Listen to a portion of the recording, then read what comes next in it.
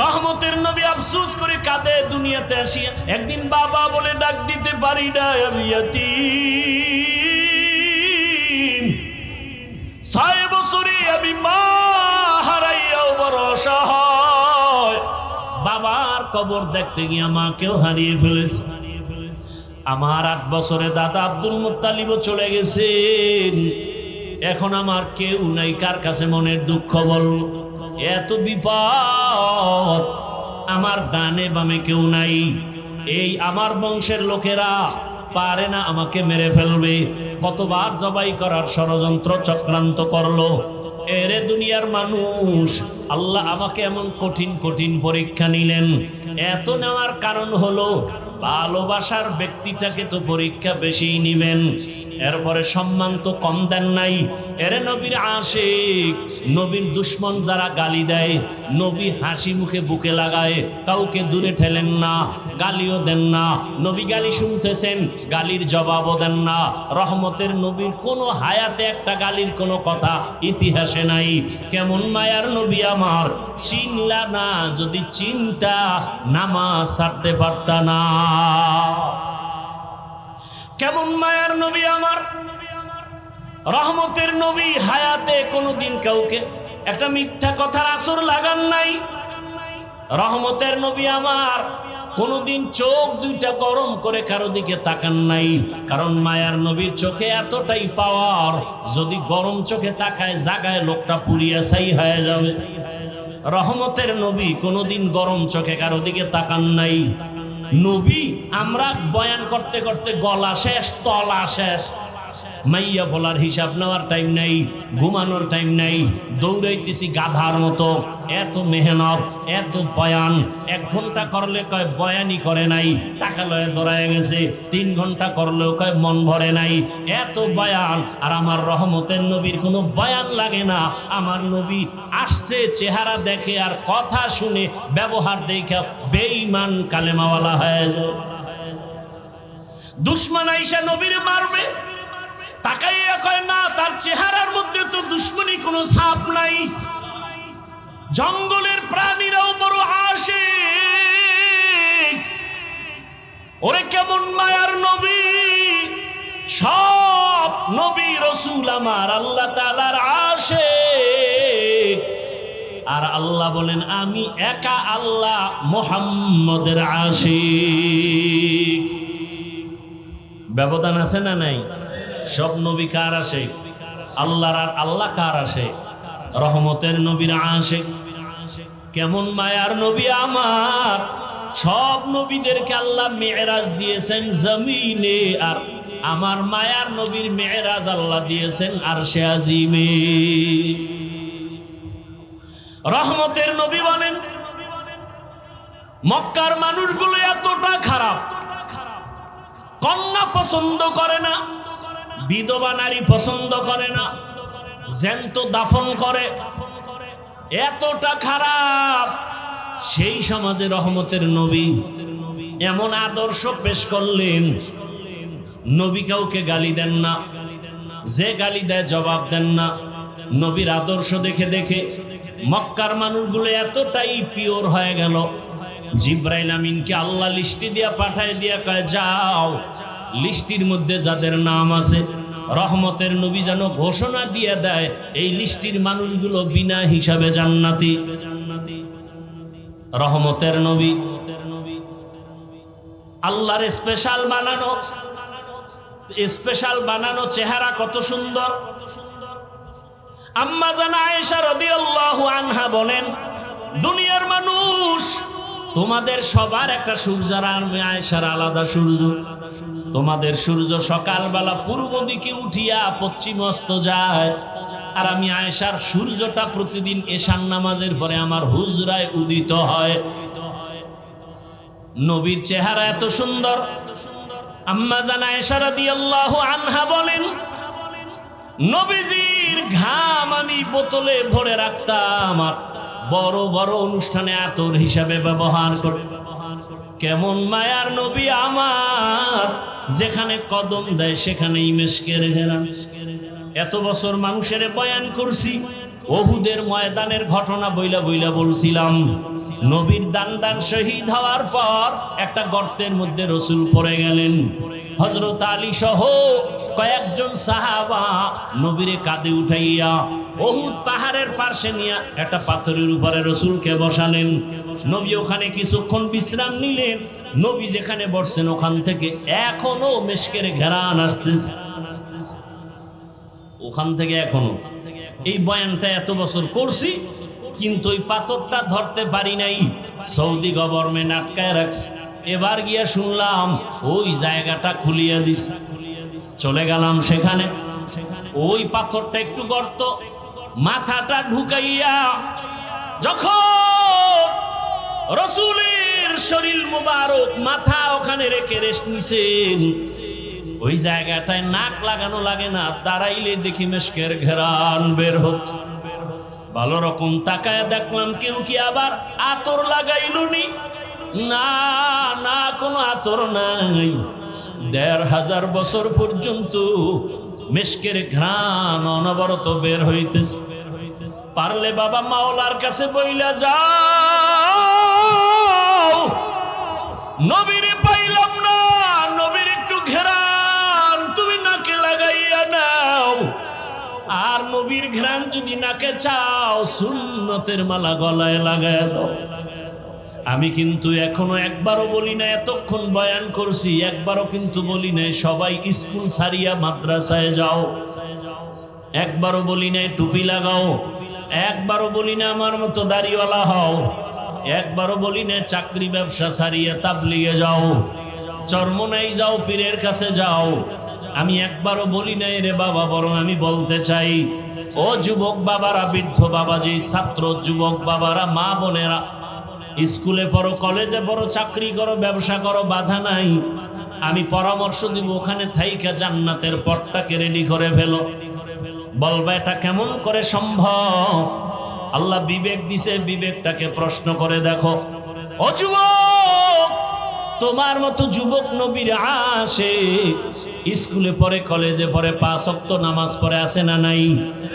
তোমার বিবেকটাকে জিজ্ঞাসা করো, বলো তুমি কেন পারবা না? রাস্তায় গাড়ি চালায় কত ড্রাইভার ৫ ওয়াক্ত নামাজ পড়ে, বলো তুমি কেন পারো না? তোমার মতো জেনারেল লাইনের বাংলা শিক্ষার যুবক নদীর মধ্যে মাছ ধরে, নামাজ ছাড়ে না, বলো বাবা তুমি কেন পারবা না? বাই ফোর্স তোমাকে কোনো অর্ডার না, বিবেকের কাছে প্রশ্ন রাখি। তোমার মতো যুবকরা আবার পুলিশ বিডিআরের চাকরি করে, ৫ ওয়াক্ত নামাজি আসেনি? তোমার বিবেক দিয়া জবাব বের করো, তুমি কেন পারো না? তোমার কপালে কার অভিশাপ লাগছে বলো রে বাবা? ও ব্যবসায়ী, ও চাকরিজীবী বাবারা, আপনার মতো কত ব্যবসায়ীরা নামাজ ছাড়ে না, ব্যবসা করে, দোকানদারিও করে, নামাজও আদায় করে। আপনি কেন পারবেন না? ও আমার আল্লাহর বান্দারা, এখনো সময় আছে, তওবা করে নাও। পর্দার আড়ালের মা বোনেরা, আপনার মতো কত মা কত বোন এখনো আছে, নামাজ ছাড়ে না, বেপর্দায় চলে না, মোবাইলে সময় নষ্ট করে না, স্বামীর মাল হেফাজত করে, খেয়ানত করে না। আপনারা কেন পারবেন না? বৃদ্ধ বাবাজিরা, আপনার মতো কত বুড়ারা মসজিদে গিয়া নামাজ আদায় করে, আপনি কেন পারবেন না? মনে মনে কি ভাবছেন কোরআন মিথ্যা? প্রমাণ একটা দেন, দিতে পারলে আমি এখন দাড়ি কেটে ফেলবো, নামাজ ছেড়ে দিব, আল্লাহর বিরুদ্ধে রাস্তায় নেমে যাব। কারণ আমার আল্লাহ আছে না আছে দলিল কোরআন, কিয়ামত আছে নাকি নাই দলিল হলো কোরআন। ওই কোরআনেই যদি ঝামেলা থাকে, সবই ঝামেলা। কিন্তু আজও পর্যন্ত আল্লাহর কোরআনের একটা ভুল কেউ বের করতে পারছে? কেউ পারে নাই, বরং বহু মাথাওয়ালা কালেমা পড়েছে। আমার আল্লাহর কোরআন এত সত্য, এটা এমন এক দামি কিতাব, এটার দিকে তাকাইলে কলিজা ঠান্ডা হয়ে যায়। এটা পড়লে সওয়াব, দেখলে সওয়াব, এটার আওয়াজ যত শুনবেন ততই কলিজা ঠান্ডা হয়ে যাবে। এরে নবীর উম্মতের দল, ও যুবক বাবারা, তোমার মতো যুবক স্কুল কলেজে পড়ে, লেখাপড়া করে, চাকরি করে, ব্যবসা করিয়া যদি নামাজ পড়ে, বলো তুমি কেন পারবা না? কয়দিন আর বাহাদুরি করবা? বলো, তোমার মতো বড় বড় বাহাদুর তো করোনায় চলে গেল, মহামারী করোনায় কত বড় বড়রা চলে গেল, টাকার বাহাদুরি দিয়া থাকতে পারে নাই, চোখের সামনে কত ক্ষমতার পাওয়ারওয়ালা সব ধ্বংস হয়ে গেল। কিসের পাওয়ার দেখাও? তাকায় দেখো গাড়ির নিচে লাশ, পানির নিচে লাশ। কয়েকদিন আগে তোমরা ফেসবুকের গোলামরা দেখছো না? বিদেশ থেকে আসছে টাকার বস্তা নিয়ে, সন্তান পরিবার নিয়ে বাড়িতে রওয়ানা। রাস্তার পাশে গাড়ি পইরা সব মরে গেল। আল্লাহর বান্দা কাঁদতেছে, বিদেশ থেকে আসলাম, বাড়ি পর্যন্ত যেতে পারলাম না, সন্তানও নাই, স্ত্রীও নাই।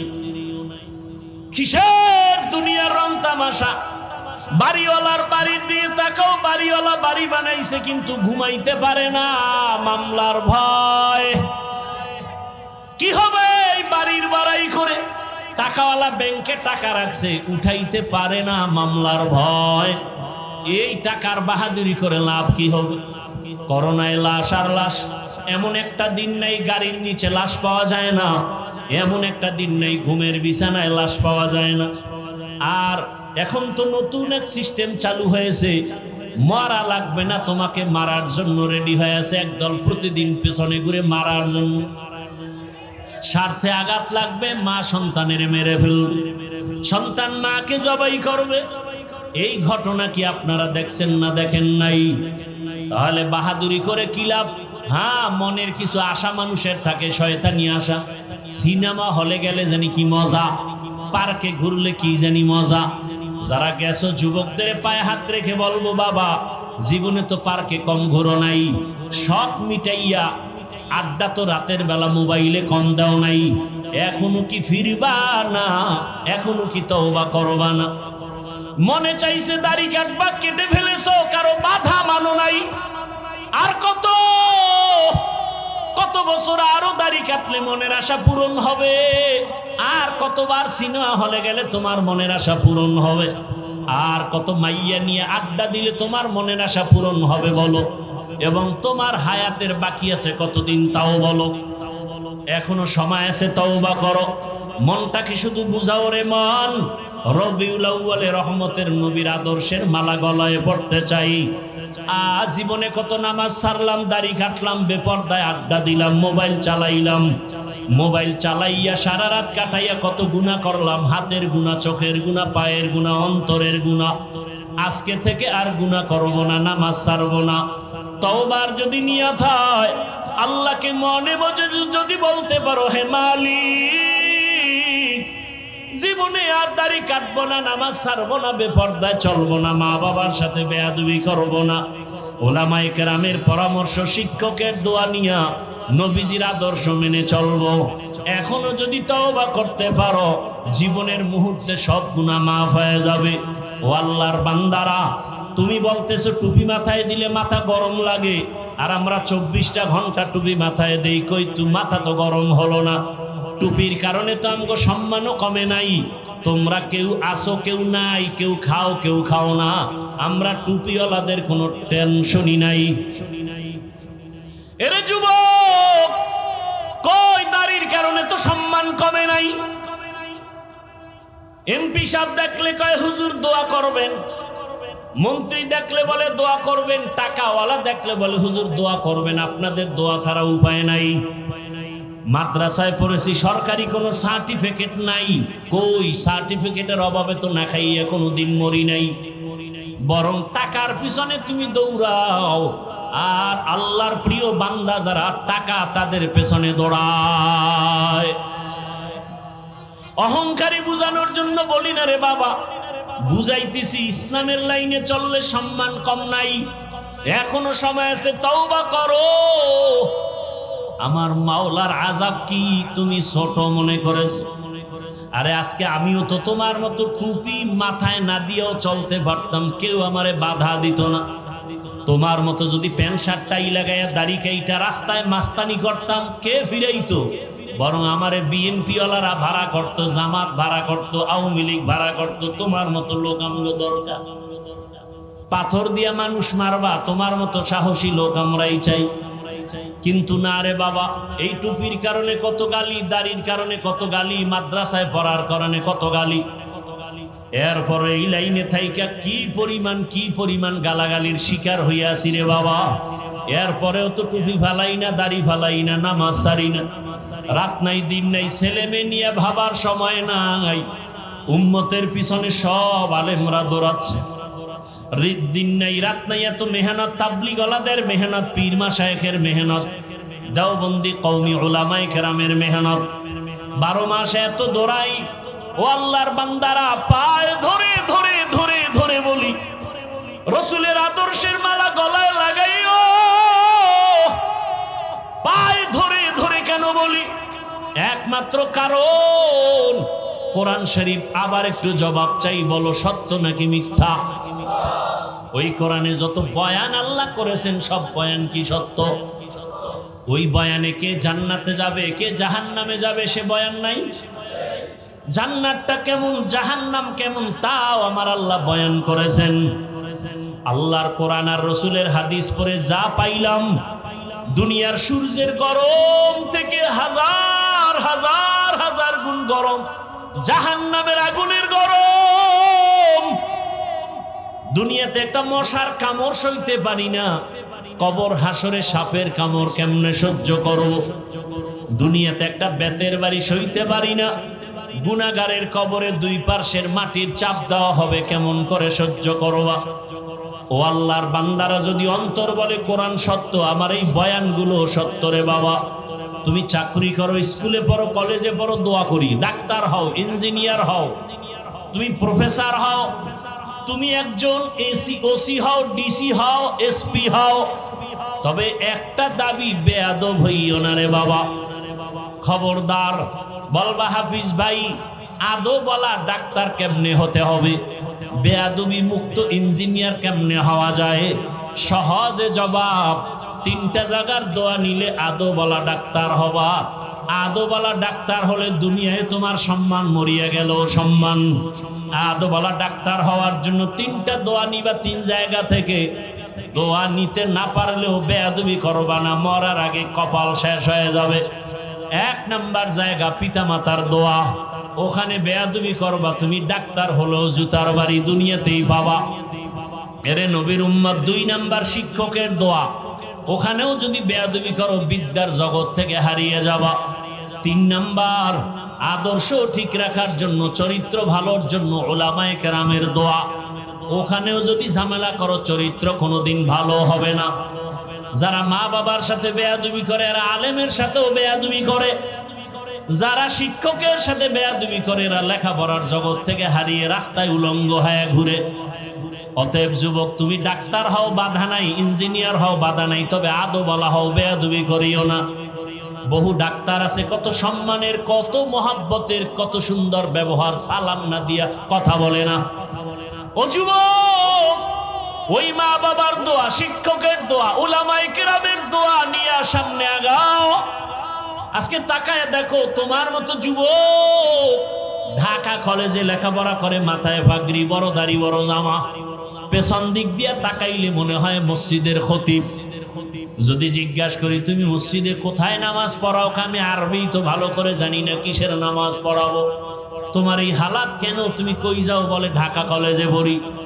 তুমি যে ঢাকা কলেজে ক্লাস করো, এই পাগড়ি রেখা, টুপি রেখা, কয় হ্যাঁ, সমস্যা হয় না? কয় না। ক্লাসে তোমার শিক্ষক শিক্ষিকা নাই? কয় আছে। কিছু বলে না? কয় দোয়া করে যে আমাদের ছাত্র ছাত্রীদের মধ্যে এই ছেলেটা বড় ভদ্র, বড় নম্র, বড় সভ্য। মাঝে মাঝে জিজ্ঞাসা করি, বাবা তুমি যে ঢাকা কলেজে এই পাগড়ি নিয়ে যাও, তোমার ক্লাসের মধ্যে মেয়েরা নাই? কয় আছে। ডিস্টার্ব করে না? আড্ডাখানায় ডাকে না? কয় ডাকে। মাঝে মাঝে সবাই মিলে যখন আড্ডায় যাবে আমারে দাওয়াত দেয়, আমি ইস্তেগফার করি। জবাব দেওয়ার আগে আল্লাহর কুদরত, আমার ক্লাসের মেয়েরা জবাব দিয়া বলে, ডিস্টার্ব করিস না, ও আল্লাহর পথে আছে, ওরে ছাইরা দে, আমরা চল। এই বাহ। অতএব আমি যে কথাটা মেসেজ দিতে চাই, আমি একবারও বলি না তোমার মাদ্রাসায় যেতেই হবে, তাবলীগ করতেই হবে না, বরং মা বাবার দোয়া, শিক্ষকের দোয়া, উলামায়ে কেরামের দোয়া পরামর্শ নিয়া স্কুলে পড়িয়াও জান্নাত পাওয়ার পথ আছে না নাই? কলেজে পড়িয়া জান্নাত পাওয়ার পথ আছে না নাই? ওই জায়গায় থাকিয়া দাঁড়ি রাখো, নামাজ পড়ো, মা বাবার খেদমত করো, আর জীবনে কারো হক নষ্ট করিও না, গালি দিও না, জবান দিয়া কষ্ট দিও না। ডাক্তার হলেও তোমার জীবন ধন্য, ইঞ্জিনিয়ার হলেও তোমার জীবন ধন্য। আজকে যদি এই মানসিক অবস্থা নিয়ে আমার দেশের কলেজের ছেলেরা এসপি হয়, ডিসি হয়, আমার দেশে আমগো আর আন্দোলন করা লাগবে না। নামাজি ডিসি থাকলে কোরআনের বয়ান চলবে, অনুমতি লাগবে না। এরে নবীর উম্মত, এখনো সময় আছে, তওবা করো। আল্লাহর কাছে মনে মনে বলো, হে মালিক, জীবনে তো গুনাহ কম করি নাই। ও আল্লাহ, সূর্যের গরম সহ্য করতে পারি না, জাহান্নামের আগুনের গরম কেমনে সহ্য করব? আয় আল্লাহ, তুমি আমাকে মাফ করে দাও। মনে মনে আল্লাহকে ডাকো। হে যুবক বাবারা, আল্লাহকে বলো, হে আল্লাহ, জীবনে যত গুনাহ করেছি আজকে থেকে তওবার নিয়ত করে ফেললাম। মরিয়া গেল, তুমি তো রিজিকের মালিক, হায়াতের মালিক, ইজ্জতের মালিক। আর নামাজ ছাড়বো না, দাড়ি কাটবো না, বেপরদায় চলবো না, মা বাবার সাথে বেয়াদবি করবো না, ওস্তাদের দোয়া নিয়ে, শিক্ষকের পরামর্শ, আলেম ওলামার পরামর্শ নিয়ে নবীর আদর্শ মেনে চলবো। তওবা করার মতো যদি অন্তর তৈরি হয়, খাঁটি তওবার নিয়ত যাদের আছে, দুটো হাত আমার আল্লাহকে দেখাইয়া দাও। আয় আল্লাহ, হাতগুলো কবুল করে নেন, তওবা কবুল করে নেন, তওবার উপরে মজবুত হয়ে চলার তৌফিক দান করেন। আমিন। আলহামদুলিল্লাহি রাব্বিল আলামিন, والصلاة والسلام على سيد الأنبياء والمرسلين وعلى آله وأصحابه أجمعين. يا أرحم الراحمين، يا أرحم الراحمين، يا أرحم الراحمين، رب ارحمهما كما ربياني صغيرا. اللهم إنك عفو كريم تحب العفو فاعف عنا. اللهم إنا نسألك علما نافعا ورزقا